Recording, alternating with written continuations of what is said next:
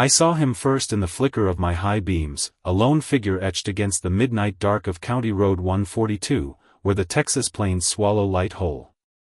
Dust swirled in ghostly spirals, caught in the glow, as if the earth itself was restless under the weight of a moon too full, too close. My cab's tires crunched gravel, the only sound besides the faint howl of wind through the cotton fields, brittle and dead from a summer that never quit. I slowed, not because I wanted to, but because something about him, standing by that rusted mile marker, no bag, no sign of a car, felt like a hook in my gut. "Downtown," he said, voice low, sliding into the back seat before I could size him up. His denim jacket was faded, frayed at the cuffs, and his eyes caught the dashboard light like wet glass, reflecting too much.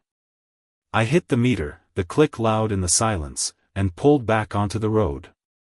Rule 1, never ask personal questions after dark. Old-timers at the depot drilled that into me years ago, their voices rough from too many cigarettes and nights spent outrunning something they wouldn't name. Out here, in the flat, empty stretch between Lubbock and nowhere, folks carry secrets heavier than sin. Prying invites them in. The air in the cab was thick, tinged with the dry bite of mesquite and something sharper, metallic, like a blade left too long in the rain. I kept my eyes on the road, but the weight of his presence pressed against the back of my neck, like a cold hand resting there. The meter ticked steady, a heartbeat in the quiet. "My name's Jack, been driving these roads for 6 years, long enough to know when something's off." And this guy? He was off. No phone, no fidgeting, just stillness, like he was waiting for me to break first. The cotton field stretched endless on both sides, their skeletal stalks clawing at the night. My headlights carved a tunnel through the dark, but it felt like the world was shrinking, the edges closing in. I flicked on the radio, hoping for a distraction, but all I got was static, a low hiss that scratched at my nerves. Out here, signals don't hold. Just you, the road, and whatever you picked up. He shifted in the back, a rustle of denim, and I caught his reflection in the rearview mirror. Pale skin, stretched tight over sharp bones, and those eyes, too bright, too fixed. His lips moved, soundless, like he was mouthing words to himself. A prayer, maybe. Or something worse. My grip tightened on the wheel, knuckles whitening. Rule 2, if they hum a tune you don't recognize, change the route. He wasn't humming yet, but the air felt primed for it, like the moment before a storm breaks. I'd heard stories at the depot, whispered over coffee gone cold, about drivers who didn't make it back. Cars found abandoned, doors ajar, seats stained with something that looked like oil but smelled like fear. Old man Tucker, who'd driven these roads since the 80s, said it was the rules that kept you alive. Follow them, and you might see dawn. Break them, and the night claims you. I never asked what the night meant. Didn't need to. You feel it out here, in the way the stars seem to watch, in the way the wind carries voices that aren't there. The road curved slightly, a rare bend in the endless straightaway, and I eased off the gas. The mile marker was long gone, swallowed by the dark, but I could still picture him standing there, alone, like he'd been waiting for me. Why here? No houses for miles, no gas stations, just dirt and decay. My mind flicked to the rules again. Rule 3, silence is your shield. Don't talk unless you have to. Don't give them an opening. But the quiet in the cab was suffocating, and part of me wanted to say something, anything, to break it. You from around here? The words slipped out before I could stop them, a reflex born of nerves. My stomach dropped. Rule 1, broken. His eyes flicked up, meeting mine in the mirror, and for a second, I swore his mouth twitched into a smile, too wide, too sharp. Doesn't matter, he said, voice gravelly, not Texan, not anything I could place. Just drive. I nodded, throat tight, and focused on the road. The static on the radio grew louder, a jagged buzz that seemed to pulse with my heartbeat. The fields outside were alive now, rustling louder than the wind should allow, like whispers weaving through the stalks. I told myself it was nothing, just the night playing tricks, but my hands were slick on the wheel. I'd driven this stretch 100 times, knew every pothole, every faded sign.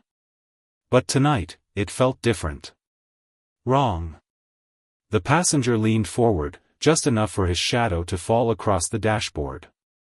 "You know the rules, driver?" he asked, words slow, deliberate. My breath caught. How did he know about the rules?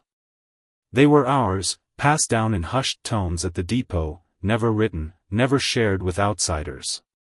I didn't answer, couldn't. Rule 3. Silence. But his question hung there, heavy, like a blade waiting to fall. The road stretched on, endless, and the moon seemed to grow larger, its light bleeding into the cab, turning everything pale and cold. I kept driving, the meter ticking, the static humming, and his eyes burning into the back of my head. Whatever he wasn't just a fare. And whatever rules he played by, they weren't mine. The road stretched on, a black ribbon slicing through the Texas night, flanked by cotton fields that whispered secrets to the dark. My cab's headlights barely held their own against the void, carving out a narrow path where the world felt too small, too close. The passenger's question, "You know the rules, driver?" still hung in the air, heavy as the mesquite-scented breeze that slipped through the cracked window. My name, Jack, was already out there, a mistake I couldn't take back. Rule 1, never ask personal questions after dark. I'd broken it, and now the cab felt like a trap, the meter's steady tick a countdown to something I didn't want to face. I gripped the wheel, palms slick with sweat, and tried to focus on the road. The static from the radio buzzed like a trapped insect, cutting in and out with no signal to hold on to.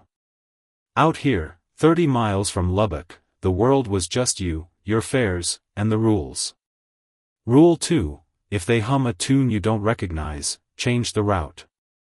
The old-timers at the depot swore by it, their eyes hollow when they spoke of drivers who ignored it, cars found empty, keys still in the ignition, with scratches on the doors that looked like claw marks. He hadn't hummed yet, but the silence was worse, thick with expectation. I glanced at the rearview mirror, just a flick of my eyes, and regretted it. His face was there, pale as bone, eyes too wide, catching the dashboard's green glow like they were drinking it.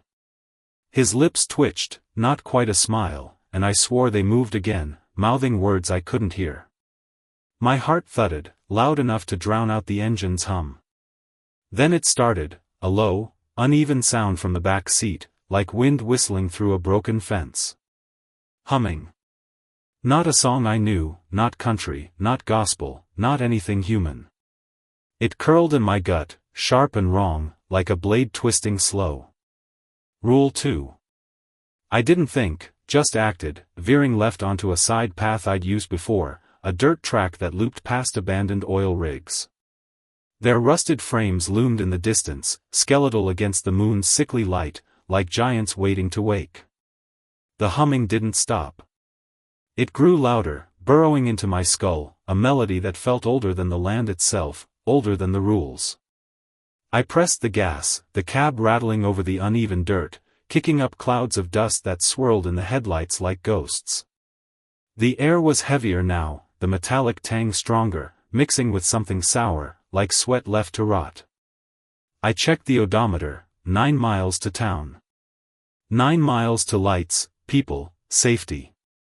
If I could just keep moving. You don't like my song, Jack? His voice was gravel, slow and deliberate, cutting through the hum like a blade. My name on his tongue felt like a violation, like he'd stolen something more than just a word. I didn't answer. Rule 3, silence is your shield. But the cab was shrinking, the air pressing in, and the fields outside seemed alive, their rustling louder, sharper, like hands dragging through the dirt. I flicked my eyes to the mirror again, stupid, reckless, and his face was different. Not just pale now, but stretched, like skin pulled too tight over something that wasn't meant to fit. His grin was too wide, showing teeth that glinted like shattered glass, uneven and sharp. The humming pulsed with my heartbeat, or maybe it was the other way around. I couldn't tell anymore. "Why'd you change the road, driver?" he asked, leaning forward. His breath was hot on my neck, though he was still in the back seat. How was that possible? "Don't trust the rules." My mouth went dry, words stuck like thorns. He knew about the rules. Not just mine, but something deeper, older, rules that didn't come from depot coffee talks but from the dirt itself, from the dark that swallowed these roads. The path narrowed, the oil rigs closer now, their shadows falling across the cab like bars. I caught movement in the corner of my eye, something long and dark, slithering through the ditch beside the road. Not a snake, not an animal, but something that didn't belong, something that moved like it had a purpose. Rule 4, if the shadows move on their own, floor it. My foot was already heavy on the gas, but the engine groaned, sluggish, like it was fighting me. "You ever wonder who made the rules, Jack?" His voice was closer now, too close, like he was whispering in my ear. I didn't look back, didn't dare. The humming was a roar now, vibrating in my bones, and the shadows outside were multiplying, curling toward the tires like fingers. 8 miles to town. I just had to make it 8 miles. The radio crackled, spitting out a burst of noise that sounded like words, garbled and wrong, like a voice trying to break through. I slapped it off, but the humming filled the silence, relentless. The passenger leaned back, his reflection flickering in the mirror, and for a moment, I swore I saw something else, a shape behind him, formless, black, pressed against the rear window like it was trying to get in. I kept driving, the rules looping in my head, a lifeline I clung to. But his humming was louder, drowning them out, and the road ahead seemed to twist, like it was bending under his will. Whatever he wasn't just a fare. And whatever rules he followed, they were pulling me in, mile by mile, into something I couldn't outrun. The dirt track rattled my cab like a bone in a dog's jaw, the headlights stuttering as they fought the Texas night. The passenger's humming clung to the air, a jagged melody that clawed at my nerves, twisting deeper with every mile. I'd changed the route like the rules demanded. Rule 2, if they hum a tune you don't recognize, change the route, but it hadn't helped. The oil rigs loomed closer, their rusted frames blotting out the moon's sick glow, and the fields beyond whispered louder, like voices trapped in the cotton stalks. 8 miles to Lubbock. 8 miles to lights, to people, to anything that wasn't this. My name, Jack, still burned in my throat, a betrayal I couldn't undo. I'd broken Rule 1, never ask personal questions after dark, and now the cab felt like a coffin, the air thick with that metallic tang, now mixed with something rancid, like meat left to spoil. The passenger's question, "You ever wonder who made the rules, Jack?" echoed in my skull, his voice too close, like he was breathing down my neck despite sitting in the back. I kept my eyes on the road, hands locked on the wheel, slick with sweat. Rule 3, silence is your shield. But silence wasn't enough anymore. The road narrowed, the dirt path squeezing between ditches filled with brackish water that shimmered wrong, reflecting no stars, only a dull, oily sheen. The humming stopped abruptly, and the sudden quiet was worse, heavy, like the world holding its breath. Then he spoke, his voice low, deliberate, each word a weight. First rule, don't look back. My heart slammed against my ribs. That wasn't one of mine. The rules I knew came from the depot, from old-timers with scarred knuckles and haunted eyes, rules to keep you alive on roads like these. His rule felt different, like it came from somewhere deeper, somewhere the light didn't touch. I flicked my eyes to the rearview mirror, stupid, reckless, and froze. His face wasn't human anymore. The skin rippled, like water over jagged rocks, and his eyes were too big, too black, swallowing the dashboard's glow. His mouth stretched into a grin that split too far, showing teeth like broken glass, glinting in a way that made my stomach lurch. You looked, he said, almost amused, and the cab seemed to shrink, the walls pressing in. I jerked my gaze back to the road, heart pounding so hard I thought it'd burst. The engine coughed, a low, sick sound, and the headlights dimmed, flickering like they were drowning. Rule 4. If the shadows move on their own, floor it. I jammed my foot on the gas, but the cab lurched, sluggish, like something was holding it back. Outside, the ditches stirred, long, dark shapes uncoiling from the water, slithering toward the tires. Not shadows, not animals, something else, something that moved with purpose, like it knew my name. Second rule, he said, his voice closer now, hot against my ear, though I hadn't seen him move. Offer a drink if they're thirsty. My eyes darted to my thermos, coffee gone cold hours ago, sitting in the cup holder. No. That wasn't right. My rules were about survival, not hospitality. They came from stories of drivers who vanished, their cabs found with doors ajar, seats stained with something that wasn't oil. His rules were traps, each one pulling me deeper into whatever game he was playing. The engine sputtered again, the dashboard lights blinking out for a second before flaring back. The shadows outside were closer, curling around the tires, and the rustling in the fields was louder, like footsteps pacing us.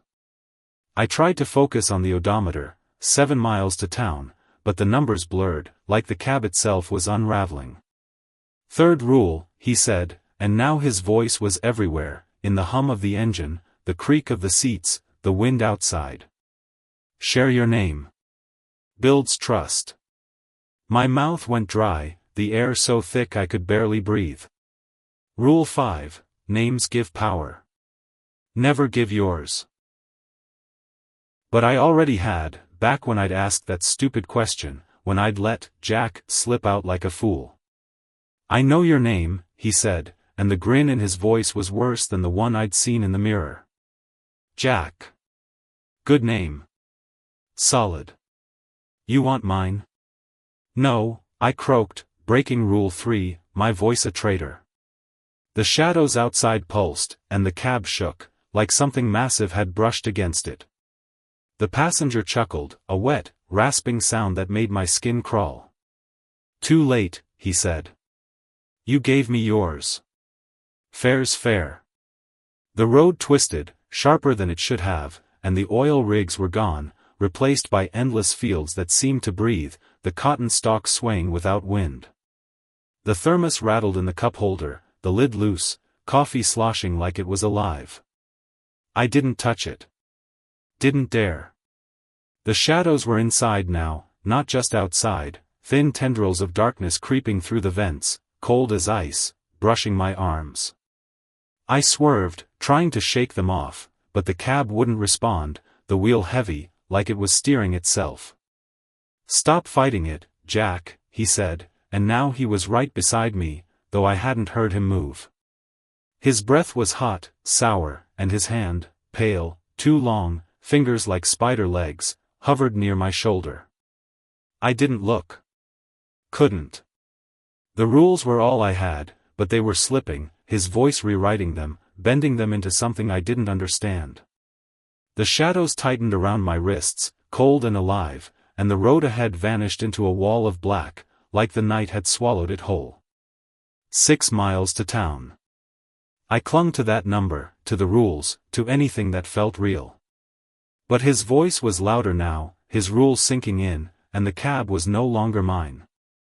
It was his, and I was just the driver, carrying him toward something I couldn't see. The cab shuddered on the dirt track, its engine choking like a dying animal, the headlights flickering as if the night itself was draining them.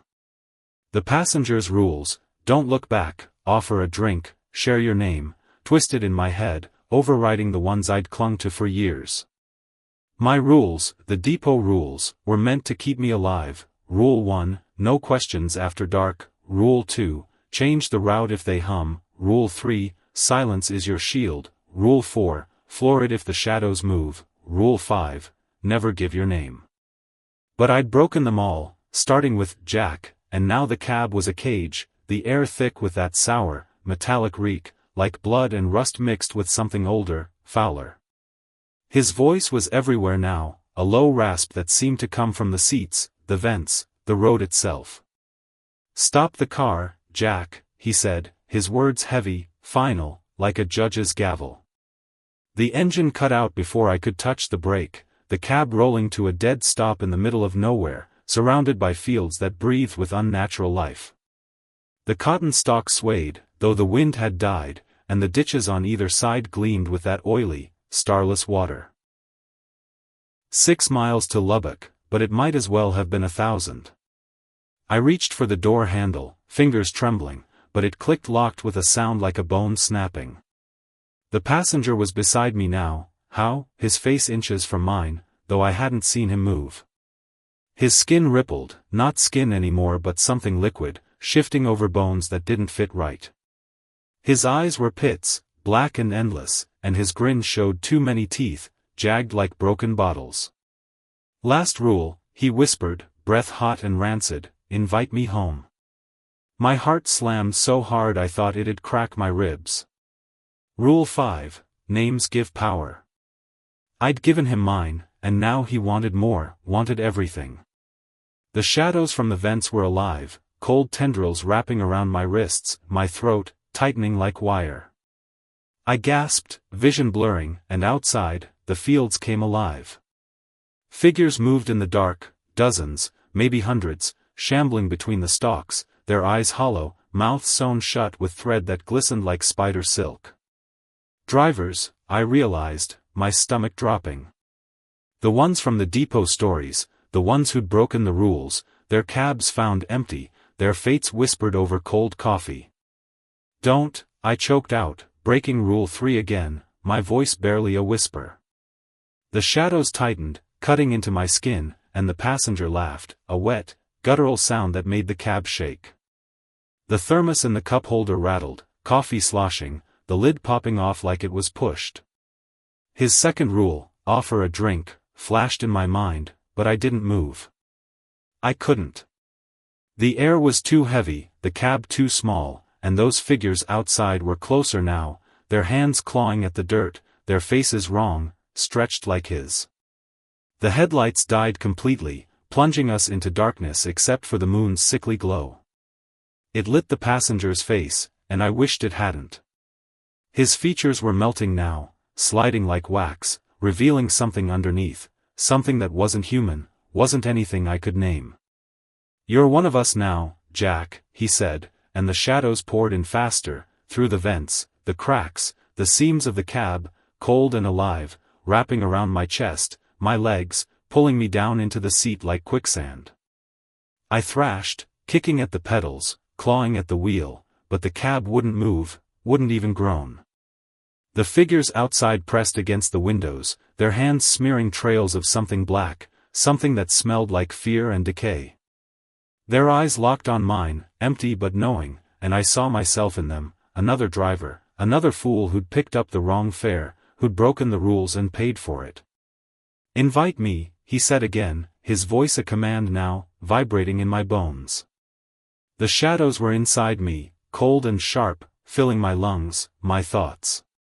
I tried to scream, but the sound was swallowed, trapped in my throat like the rules I'd failed to keep. The fields were a sea of those figures now, their sewn mouths twitching, their hands reaching, and the cab was no longer a cab but a tomb, sealing me in with him. The last thing I saw was his grin, wider than ever, splitting his face into something that wasn't a face at all.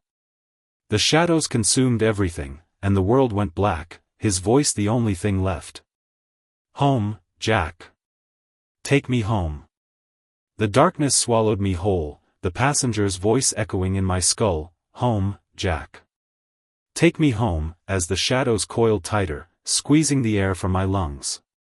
The cab was gone, or maybe I was, lost in a void where the rules I'd clung to, Rule 1, no questions after dark, Rule 2, change the route if they hum, Rule 3, silence is your shield, Rule 4, floor it if the shadows move, Rule 5, never give your name, meant nothing. I'd broken them all, starting with that stupid question, "You from around here?" My name, Jack, was his now, and the cold, living shadows that poured through the vents had claimed the rest. The figures outside, those hollow-eyed drivers with sewn-shut mouths, were closer, their hands pressed against the windows, smearing black trails that reeked of decay. They were me, or what I'd become, trapped in a night that didn't end. The passenger's grin was the last thing I saw, splitting his face into something that wasn't a face, something that belonged to the dirt, the dark, the endless Texas plains. His rules, don't look back, offer a drink, share your name, invite me home, had rewritten mine, twisting them into chains. I tried to scream, to fight, but the shadows were inside me, cold and sharp, filling my chest, my thoughts, until there was no Jack left, just a driver, just a fare for something older than the roads. Then, light. Not the moon's sickly glow, but a harsh, gray dawn breaking over the fields. The cab was still, engine silent, meter ticking like a heartbeat that wouldn't quit. I was alone, or so I thought. My hands were on the wheel, knuckles white, but they didn't feel like mine. The air was heavy, thick with that metallic tang, now mixed with the faint, sour stink of my own sweat. The fields were quiet, the cotton stalks still, no figures, no shadows, just the empty stretch of County Road 142. But the rearview mirror told a different story. Frost coated it, impossible in the Texas heat, and etched in jagged letters was a new rule, Rule 1, never pick up the lost. I reached for the door, fingers shaking, but it wouldn't budge. The meter clicked, numbers climbing, though no fare sat in the back. My thermos was empty, the lid gone, coffee stains pooling on the floor like blood. I tried the ignition, but the key turned uselessly, the engine dead. Outside, the road stretched on, unchanged, but the mile markers were wrong, each one I passed bore the same number, 142, carved deep, as if the road looped forever. A sound broke the silence, faint at first, then louder, a low, uneven hum, the same tune he'd sung, the one that had made me change the route. It wasn't coming from the back seat. It was coming from me. My lips moved, unbidden, shaping that jagged melody, and my reflection in the mirror wasn't mine. My eyes were too wide, my grin too sharp, teeth glinting like broken glass. I was him, or he was me, and the rules were his now. The field stirred again, not with wind but with purpose. Shadows slithered through the stalks, and figures emerged, their faces hollow, mouths sewn shut. They weren't strangers anymore. I knew their names, their routes, their mistakes, every driver who'd picked up the lost, who'd broken the rules, who'd invited him in. They watched me, waiting, and I knew I was one of them, bound to the road, to the night, to him. The cab rolled forward, though my foot wasn't on the gas, moving toward a fare I hadn't picked up yet. The meter ticked higher, the hum louder, and the frost on the mirror spread, etching new rules I couldn't read but felt in my bones. I was still driving, or something was driving me, out here where the plains never end, where the moon never sets. Another mile marker loomed, number 142, and beyond it, a figure stood in the dark, waiting, eyes catching my headlights like wet glass.